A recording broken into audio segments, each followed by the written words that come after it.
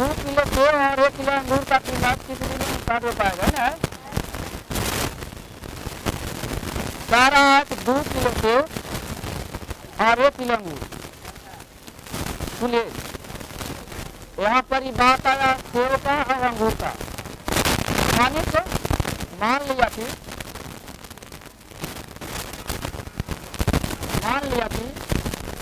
1 KG सेब का मूल्य 1 रुपया, ठीक है, और 1 केजी अंगूर का मूल्य 22 रुपया हो गया। अब बताओ, अरे पहले हमारी बात तो सुनिए आप लोग।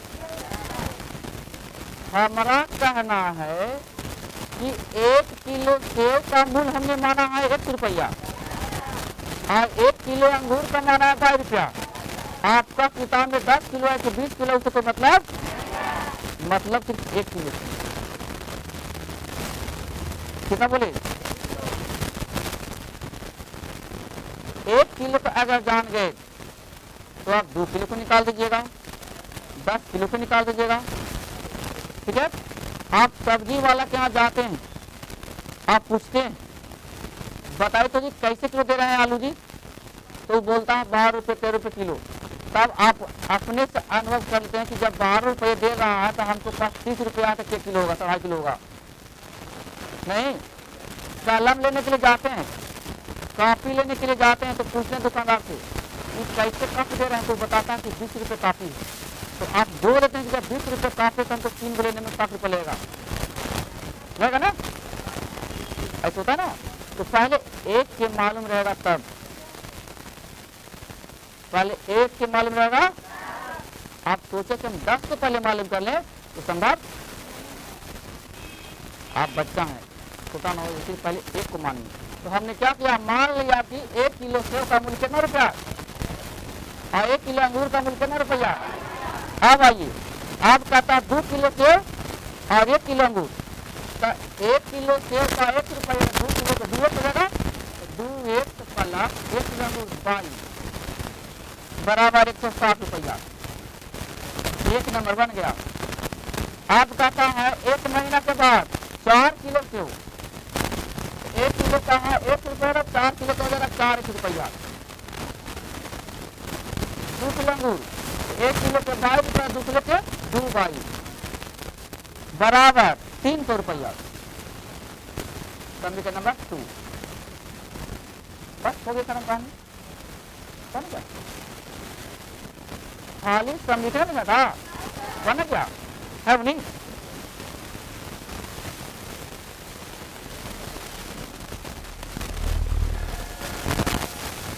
चला का फोक्स दो,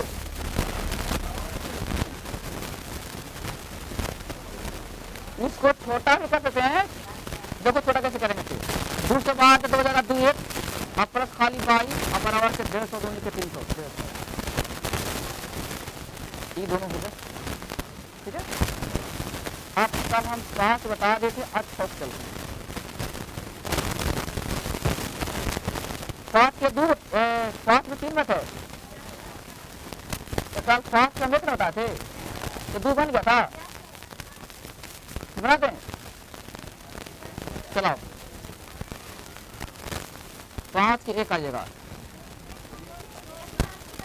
तो 2 वाला ना, 2 संख्याओं का अंतर, 2 संख्याओं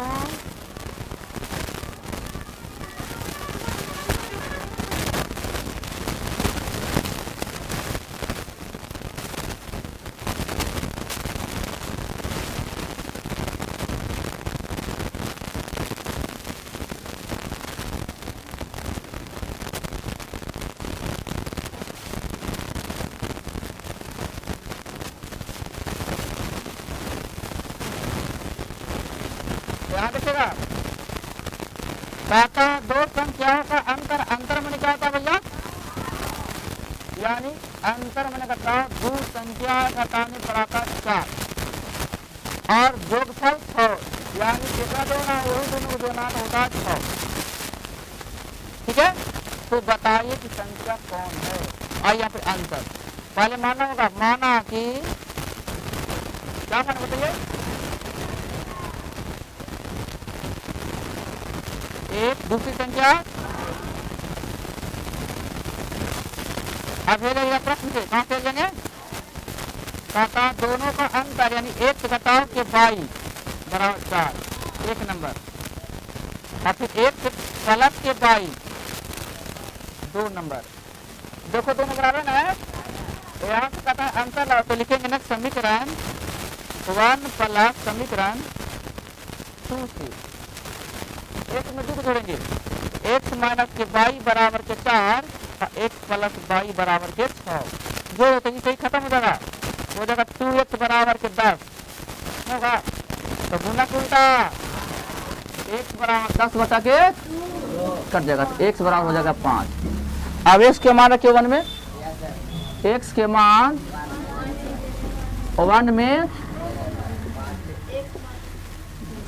1 नहीं रहे, x माइनस के 22 बराबर के 4, तो x के जगह पर कितना था 5 है ना जी, 5 माइनस के 22 बराबर के 4, तो माइनस 22 बराबर 4 माइनस के 5, तो माइनस 22 बराबर माइनस के 1, इसे ई खत्म, 22 बराबर कितना आ जाएगा 1।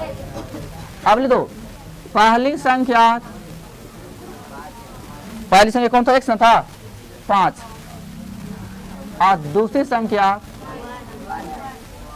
1। देखो अंतर है, ऐसे तुम्हारा अंतर बनेगा, कोई दिक्कत। अब देखो 5 के 2 देखो, तीसरा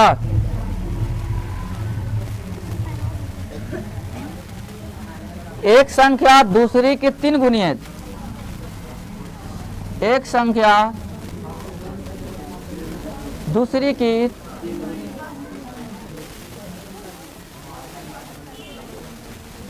3 गुनी है ना बाबू, 3 गुनी है।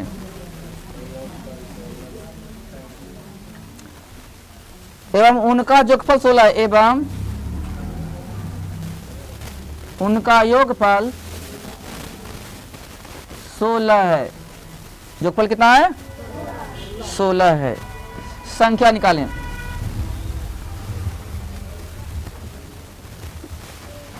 आंसर तुम्हारा हिसाब बन गया है, 3 के लिए बना। आइए देखो दो संख्या की बात है, तो पहले क्या करना बताइए, मान लिया कि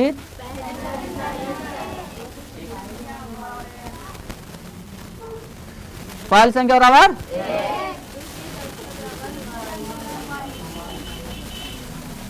हो गया, तो पहली संख्या एक, दूसरी संख्या भाई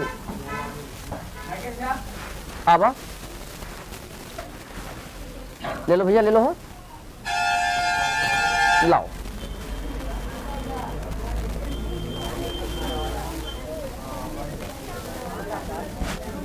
आवाज मत दो। पहली संख्या एक, दूसरी संख्या कितना हो गया 22, हो गया, निकल गया, x बाई 2 निकल गया। अब आइएगा, कहता है एक संख्या, क्या कहता है प्रश्न से, क्या कहता है वो ना, कहता है एक संख्या, तो एक संख्या कौन है, एक संख्या दूसरा के 3 गुनी, यानी x बराबर दूसरा है बाई एक का 3 गुनी, ठीक है। समझ में, एरा का दो 1 नंबर, और कुछ कहता है 3 गुनी है, एवं उनका जो 16 है, यानी x जोड़ y बराबर कितना था 16, एरा का 2 नंबर। अब आ गया अंतर, एरा लुप्तीकरण से ना जाएंगे, जाते हैं जाना कुछ प्रतिस्थापन से।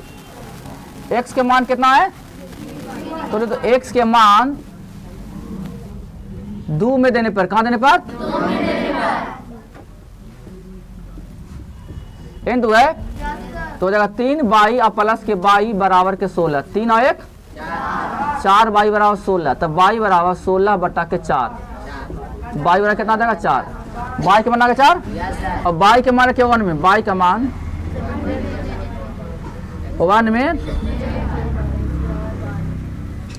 1 में कितना है, x बराबर है 3/, तो 3 के 3 और 4 के 4, x बराबर 12। आंसर दे तो अब लिख दो पहली संख्या 12,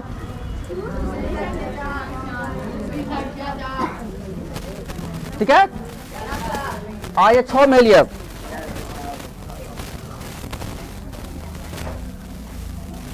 समझ लेना।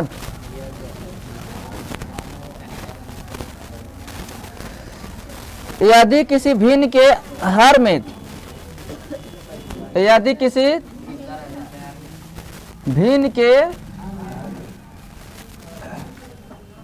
हर में एक जोने पर हाफ हो जाता है, एक जोने पर हाफ हो जाता है, और अंश से 2 घटाने पर, और अंश से 2 घटाने पर 1/3 हो जाता है,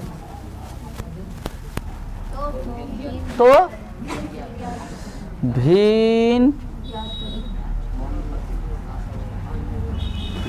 देखिए कल हमने आपको बताया था भिन्न की कहानी। भिन्न में होता है 2 चीज, एगो अंश एगो होता है ना, एगो अंश एगो हर। भिन्न में 2 चीज होता है, एगो अंश होता है एगो।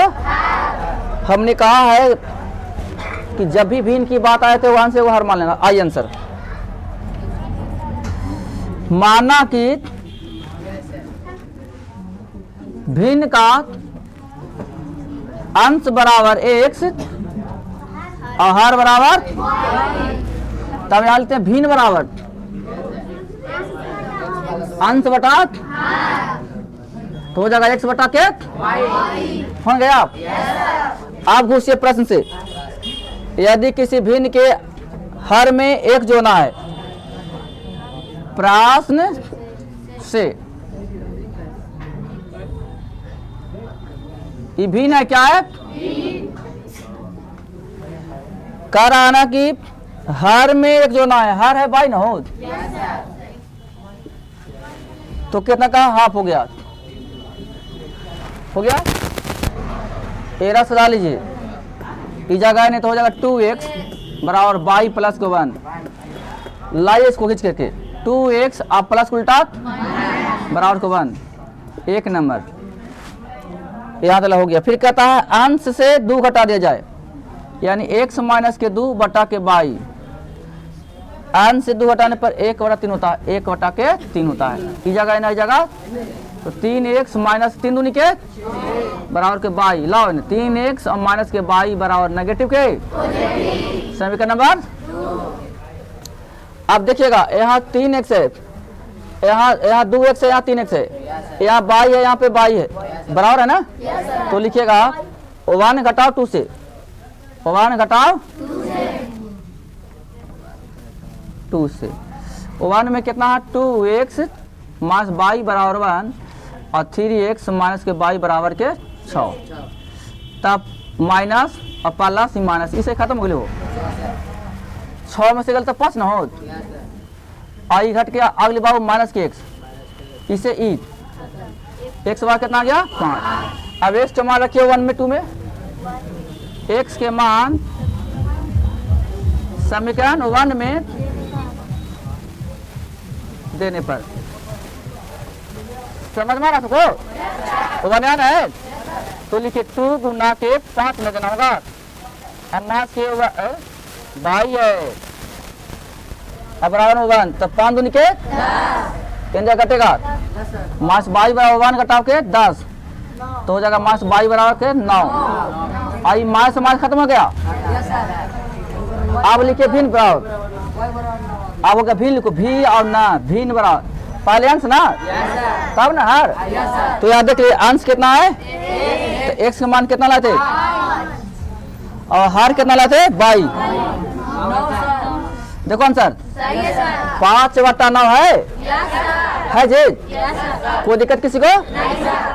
कोई अगर पूछना चाहता पूछो, बतावेंगे। चलो ठीक है।